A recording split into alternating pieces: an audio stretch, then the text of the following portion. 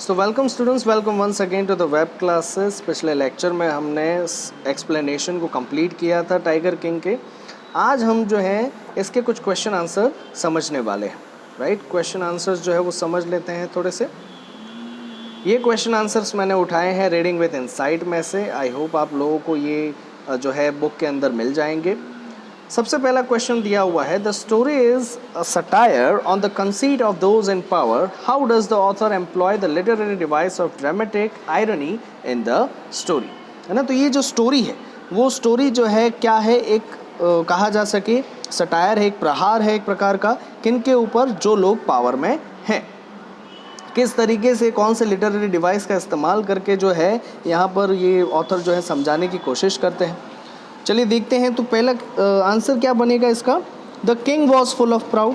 राजा जो है वो बहुत ही घमंडी था, ऐसा हम कह सकते हैं। प्राउडफुल तो नहीं कह सकते, लेकिन घमंडी ज़रूर कह सकते हैं उसे। ही thought he could achieve anything even over power death. है ना, उसे ऐसा लगता था कि वो जो है कुछ भी हासिल कर सकता है, इवन मौत को भी जो है वो हरा सकता है। He try to prove the prediction of the royal astrologer as false. उसने कोशिश की रॉयल एस्ट्रोलॉजर जो पंडित रहते हैं उनकी जो भविष्यवाणी है उसको गलत साबित करने की। He had predicted that for the king of by a tiger। अब एस्ट्रोलॉजर ने क्या किया था कि जो राजा है उनकी मौत जो है क्या किससे होने वाली है, टाइगर से होने वाली है, ऐसा उन्हें बताया था। As the king killed one, he cautioned him against the 100 tiger as that he came across। जैसे ही राजा पहला टाइगर मार देता है तो जो एस्ट्रोलॉजर रहते हैं वो बताते हैं कि भाई आपकी मौत पहले नहीं बल्कि 100वें टाइगर से होने वाली है। Ironically, the king killed the 100 tiger also and overpowered death, but that it was destined to be, the tiger escaped the bullet miraculously। है ना, देखा जाए तो 100 टाइगर को जो है उन्होंने ऑलमोस्ट मार ही दिया था और मौत के ऊपर जीत हासिल कर ली थी, ऐसा कह सकते हैं। लेकिन जैसा होना है वो तो होकर ही रहेगा। जो टाइगर है वो बुलेट मिस कर जाता है miraculously। He had killed ferocious tigers of flesh and blood, but his satirical death came by a wooden toy tiger, which he had got as a birthday gift for his son। है ना, तो उसने बहुत सारे, कहा जा सके 99 tigers को मारा जो काफ़ी खूंखार थे, कहा जा सके जो उस पर बार बार अटैक भी करते थे।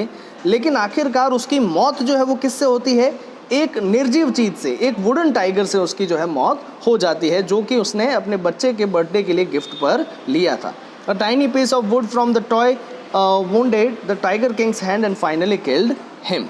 है ना, जो छोटा सा एक हिस्सा रहता है लकड़ी का, वो टाइगर किंग के जो है राइट हैंड में वो घुस जाता है और वो जो है एक घाव में तब्दील हो जाता है और आखिरकार उसकी मौत हो जाती है। This was unexpected end of the mighty Maharaja the tiger king. और यहाँ पर जो है ये अंत जो था कैसा था, बिल्कुल ही unexpected.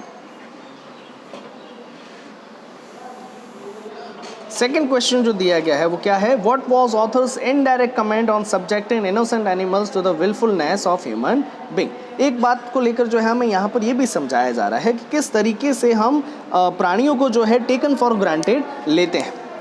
So the author is indicating that the king being mighty killed so many innocent animals merely to prove the astrologer wrong or to overcome his fear without realizing the severity of his action। यहाँ पर author ये समझाते हैं कि कैसे राजा जो है बहुत से 99 जो है इनोसेंट टाइगर्स को वो मार देता है, सिर्फ इस बात को प्रूव करने के लिए अपने घमंड में कि वो जो एस्ट्रोलॉजर जो है वो कैसा है, गलत है ना। और इस कहा जा सके घमंड में वो जो है बिल्कुल ये भी नहीं सोचते कि उन्होंने क्या काम कर दिया है, क्या एक्शन जो है उन्होंने लिया है। He did not accept destiny which has its own way as death struck upon him by a lifeless wooden tiger।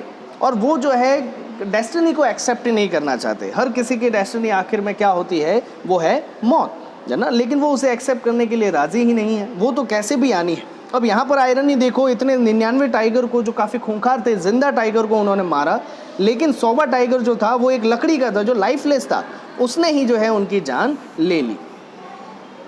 तीसरा क्वेश्चन जो हमारे सामने आ रहा है, how would you describe the behaviour of Maharaja's minions towards him?